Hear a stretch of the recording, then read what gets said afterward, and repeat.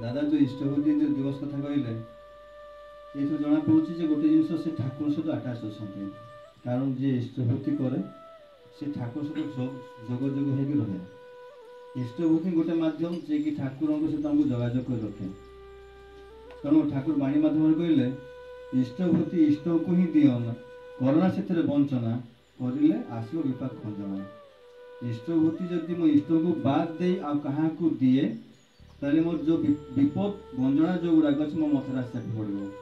परम पूज्य श्री आचार्य देव गोटे जो ओडिशा परिक्रमा भितर कहते जशीपुर प्राय से कथा कहते जे केवल पुरुषोत्तम ही इष्टभूति ग्रहण कर पारती अन्य केही नुहति माणिका मध्य प्रमाण दूसरी 600 वर्ष पूर्व अच्युतानंद लेखा ठाकुर अनुकूल भाव में आसवे लीला खेला हम देश विदेश भक्त मैंने आसवे आपने लक्ष्य करूँ देश विदेश भक्त ठाकुर संगे आसक मन पड़े अमेरिकार जन विशिष्ट पत्रकार ठाकुर पाक कहते ठाकुर मत बहुत खूब कम समय सत्संग उद्देश्य मो जीवन उद्देश्य कथा मत कही दिंतु उपदेश गोटे दिंतु ठाकुर से दुईटा पद कही बी कनसेंट्रिक से सी पत्रकार प्रश्न कहते ठाकुर टू होम कहा प्रति if my ideal is Henry Ford से ठाकुर कहते you will be Henry Ford तेणु मोर आदर्श जो हेनरी फोर्ड हमें तो तुम्हें मत तुम हेनरी फोर्ड हो तेणु मोर जीवन आदर्श जो श्री ठाकुर हमें तेल श्री ठाकुर भाया विधान पालन को चरणी को चलि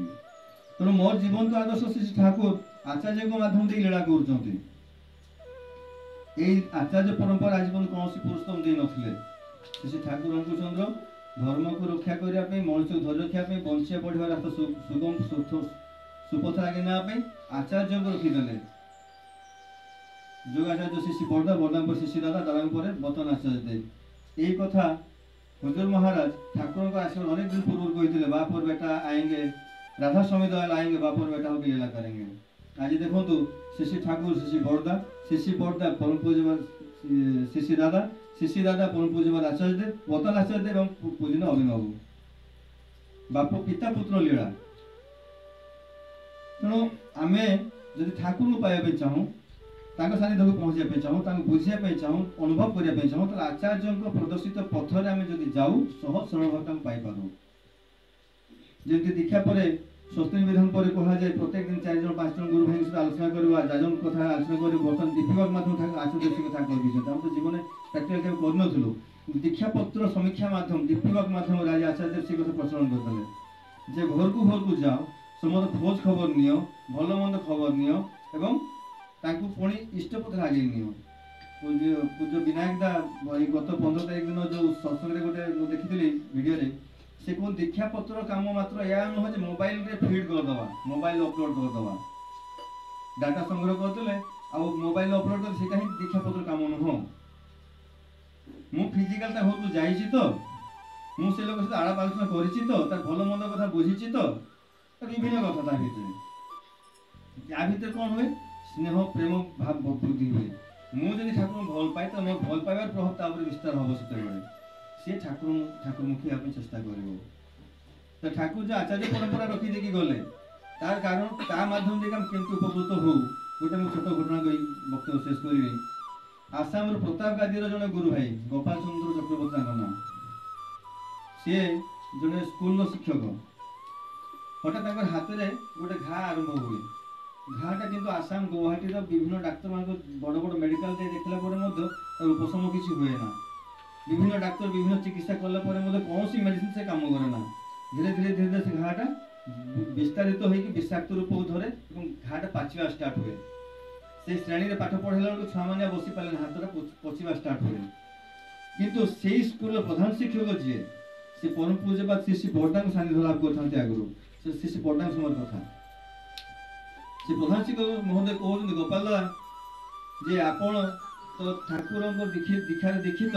आपन सर जाऊना देवघर को सीधे आप आचार्य देव बसन पाखे निवेदन करके आसवे परम पूज्यपाद श्री बरदा सानिध्य जी समय से बीते से समय भीतर अनुभव करते पदे कथा कही आप जातु आचार्य पाखे निवेदन करके आसवे आप स्वास्थ्य करते गोपाल दा प्रधान शिक्षक से कथा बहुत मन पाइला सी आसले से श्री दादा था दादा पाखे जाकि कथा सन्ध्या बेले पहुँचिकी देवघर कहले से सविस्तार सब कथा शुणला पर शिष्य दादा कहले आपण आसंता काली सकाळ आसंतो मो बाबा पाखे छिड़ा हेती आपण बाबा सम्मुखरे आंठु माडी बसिबे एवं मु आपण सब कथा बाबा पाखे निवेदन कर बाबा माने शिष्य बरदा पाखे तो से ही कले परदिन सकाळ से जाइछन्ती नागमंडप पाखे दादा पाखे बसछन्ती से दादा ताऊ देखिकी उठी पड़े शिष्य बरदा पाखे ताऊ समस्त कथा हाथ घा कथा आरंभ कर ट्रिटमेंट भाव सब कथा निवेदन कले शिष्य बरदा पाखे शिष्य बरदा सब कथा शुणिया परे से हठात कहउछन्ती तांको पचार जे ता घरे ठाकुर घर अलग अच्छी कि नहीं ठाकुर मंदिर अच्छी कि नहीं तो सेठू जेतो तांको से कथा पचरा है गोपाल दा आश्चर्य होती मत मत गोटे ठाकुर घर अच्छी किंतु दादा कहते जदि नहीं जदि अच्छी थाऊ बा न थाऊ गोटे सुंदर भाव ठाकुर मंदिर टे तोड़े कह यह निर्देश होती आशीर्वाद होते शिष्य दादा कहते बाबा हाथर घा से शिष्य बड़ा कहते तो मुझे कहली मंदिर तोड़ापी आशीर्वाद होती गोपाल दा मन आसला मो तो घर ठाकुर घर अच्छी कहते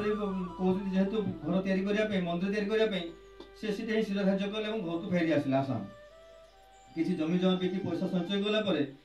पाखे ही गोटे जगह मंदिर सुंदर मंदिर तोड़ा स्टार्ट कले मंदिर काम जिते आगे आगे जाए घा से सुखी सुखी जावा आरंभ हुए जो मंदिर काम संपूर्ण घा आपे सुखी प्रताप खूब खुशी मंदिर काम सरिया पर आसिकी देवघर पहुंची दादा पाखे निवेदन कर मंदिर तोड़े सरिया कथा प्रार्थना कर मंदिर उद्बोधन करने श्री श्री दादा से जड़े देव शर्मा कोई जन सपति ऋतिक थे कही से मंदिर उद्बोधन करने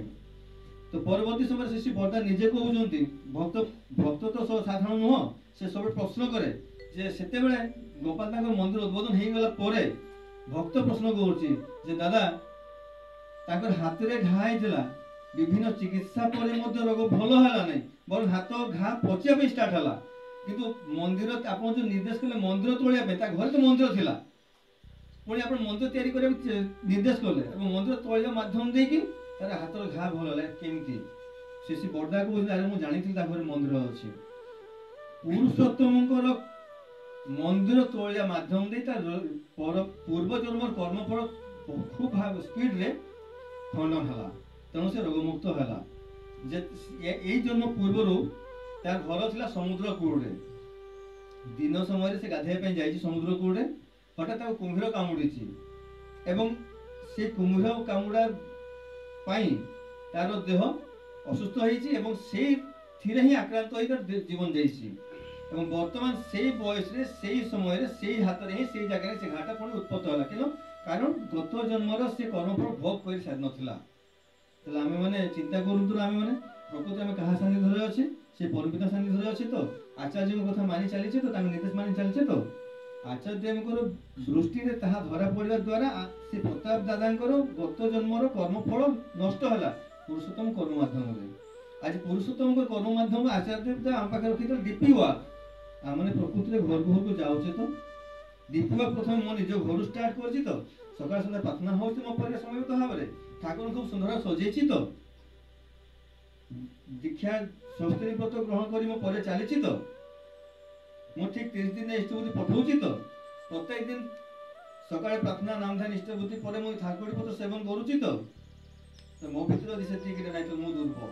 ठाकुर मुझे भल पाई तो भल पाइबा मुझे हेबी केमती मो परिवेश हम केमती आचार्य जहाँ जिते निर्देश करूँ गोटे चेष्टा कर पालन करने कष्ट हम निश्चित भाव में गुरु निर्देश पालन जो सिद्धि जाए ठाकुर बाणी गोटे अच्छी सत्यनारायण ठाकुर लिखिदे गुरु को निर्देश पालन करने भाई मंत्र कौटी ना तेणु सी जहाँ कहती जहाँ बतई दिखती से भाव में जीवन नहीं जीवन चलू तेल आम तो कर्मफल खंड हम हम जहाँ पाक में जहाँ उद्देश्य में कर्म कर चलु सी मनुष्य उपकृत हम तेणु जहाँ जो समय निर्देश आसे जदि श्री बड़ा समय खूब भाव में मंदिर तोड़ा कम आरंभ है परम पूज्यपाद श्री दादा समय लक्ष लक्ष दीक्षार कार्यक्रम आरंभ है बर्तमान श्री आचार्य समय दीपक प्रावण चलती ମୁଁ ଅନୁରୋଧ କରିବି ସମସ୍ତଙ୍କୁ ସମସ୍ତେ ତାଙ୍କର ସେଇ ପ୍ଲାବନ ଛୁଟି ଯାଆନ୍ତୁ, ମଣିଷକୁ ବଞ୍ଚାନ୍ତୁ। ଦେଖନ୍ତୁ ସେଦିନ ପ୍ଲେନ୍ କ୍ରାଶରେ କେତେ ଲୋକ ଜୀବନ ଚାଲିଗଲା, ସେଦିନ ଆତଙ୍କବାଦୀ ହାମଲାରେ କେତେ ଲୋକ ଜୀବନ ଚାଲିଗଲା, ପୁଲୱାମାଟାରେ କେତେ ବୀର ଶହୀଦ ମାନେ ଶହୀଦ ହେଇଗଲେ, କେତେ କେତେ ଘଟଣା ଘଟି ଯାଉଛି। କାରଣ ଆମ ପାଖରେ ସେ ଜିନିଷ ହବ ନାହିଁ କି, ଆମେମାନେ ସେ ପରିସ୍ଥିତି ସାମ୍ନା କରିବା ନାହିଁ କି? ତାହେଲେ ମୁଁ ନିଜକୁ ସୁରକ୍ଷା କରିଦେବି କେମିତି, ମୁଁ ପରିବେଶକୁ ସୁରକ୍ଷା କରିବି କେମିତି? ଯେତେବେଳେ ଏଇ ଯୋଉ ରିସେଣ୍ଟଲି ଯୋଉ ଆତଙ୍କବାଦୀ ହାମଲା ହେଇଥିଲା, ପରମ ପୂଜ୍ୟବାଚୀ ଶ୍ରୀ ଆଚାର୍ଯ୍ୟ ନାଟମଣ୍ଡପରେ କହୁଛନ୍ତି ଗୋଟେ ପରିବାର ଠାକୁର ଦର୍ଶନ କରିବା ପାଇଁ ଆସିଥିଲେ ଏବଂ ସେମାନେ ଯୋଉଦିନ ସେ ଘଟଣାଟା ହେଇଥିଲା, ଫାୟାରିଂଟା ହେଇଥିଲା, ସେଇଦିନ ହିଁ ସେ ପରିବାର ସେଇ ଜାଗାରେ ପହଞ୍ଚିବା କଥା। କିନ୍ତୁ ତାଙ୍କର ମନରେ ପରିବର୍ତ୍ତନ ଆସିଛି ଯେ ଆଜି ନ ଯାଇ କାଲି ଆଜି ଥକାଥକି ହେଇଛି ବୋଲିକି ସେଦିନ ସେମାନେ ହୋଟେଲରେ ରେଷ୍ଟ ନେଇଛନ୍ତି। କିନ୍ତୁ ସେଇଦିନ ଯଦି ସେମାନେ ଯାଇଥାନ୍ତେ ହୁଏତ ସେଇ ଗୁଳିର ଶିକାର, ସେମାନେ ଆତଙ୍କବାଦୀ ଶିକାର ହେଇଥାନ୍ତେ। ପୁଲୱାମାଟା ଯେତେବେଳେ ହେଇଥିଲା ବୀର ଯବାନଙ୍କ ଉପରେ, ସେ ଜଣେ ଯବାନ ଭାଇ ହଠାତ୍ ଟ୍ରକରୁ ଓହ୍ଲେଇ ଆସିଲା, ଶୋଷ ଲାଗିଛି, ପାଣି ପିଇକି ତ ତାଙ୍କ ସେ ଯୋଉ ଗାଡ଼ିରେ ଟ୍ରକରେ ଥିଲେ ସେ ସିଟ୍ରେ ଯାଇକି ଦେଖିଲା ଆଗରେ କିଏ ବସି ଯାଇଛନ୍ତି, ତେଣୁ ସେ ପରବର୍ତ୍ତୀ ଟ୍ରକକୁ ପଳେଇଲେ। ପରବର୍ତ୍ତୀ ସମୟରେ ସେଇ ଲାଇନର କିଛି କିଛି ଟ୍ରକ୍ ସବୁ ବୋମାରେ ବିଧ୍ୱସ୍ତ ହେଇଥିଲା, ସେ ଭାଇର ଜୀବନ ବଞ୍ଚି ଯାଇଥିଲା। ତାହେଲେ ସିଏ ବିଭିନ୍ନ ଦିଗରୁ ବିଭିନ୍ନ ସମୟରେ ବିଭିନ୍ନ ଉପାୟରେ ଆମକୁ ରକ୍ଷା କରିବା ପାଇଁ ଚେଷ୍ଟା କରୁଛନ୍ତି। ଆମେମାନେ ଏତେ ମୂର୍ଖ ଏତେ ବୋକା, ଆମେମାନେ ତାଙ୍କ ଦିଗକୁ ମଧ୍ୟ ହାତଟା ବଢ଼େଇ ପାରୁନା। ଗୁରୁ କଣଙ୍କ ଆସି ତଥାସ୍ତୁ କରିଦେବେ ନା କିଛି କହିଦେବେ? କିଛି ନାହିଁ। ସାଧାରଣ ଭାବରେ ଗୁରୁ ହଉଛନ୍ତି ସବୁବେଳେ ଶ୍ରେଷ୍ଠ। ତାଙ୍କୁ ମାନି ଚାଲିଲେ, ତାଙ୍କୁ ଭଲ ପାଇ ଚାଲିଲେ, ତାର ସର୍ବଦେବାରେ ତାଙ୍କ ଭିତରେ ସମାହିତ ସମସ୍ତଙ୍କୁ ଆମେ ପୂଜା କରିପାରିବା। ଇଷ୍ଟଭୂତି ନିବେଦନ ମାଧ୍ୟମରେ ପାଞ୍ଚଟା ମହାଯଜ୍ଞ ପରିପୂର୍ଣ୍ଣ ହୁଏ। ଇଷ୍ଟଭୂତି ଠାକୁର ଭାଷାରେ ନିକୁମ୍ଭିଲା ଯଜ୍ଞ, ଯୋଉ ଯଜ୍ଞକୁ ରାବଣଙ୍କ ପୁଅ ଯଜ୍ଞ କରୁଥିଲା ବୋଲି ସେ କେବେ ଯୁଦ୍ଧରେ ହାରି ନଥିଲେ। ତେଣୁ ଆମେମାନେ କଣ ଜୀବନ ଯୁଦ୍ଧରେ କେବେ ହାରିଯିବା କି? କେବେ ହାରିବା ନାହିଁ। ଯଦି ଆମେ ତାଙ୍କୁ ପ୍ରକୃତ ଭାବରେ ଭଲ ପାଉ, ତାଙ୍କର ବିଧାନକୁ ମାନି ଚାଲୁ, ବର୍ଷ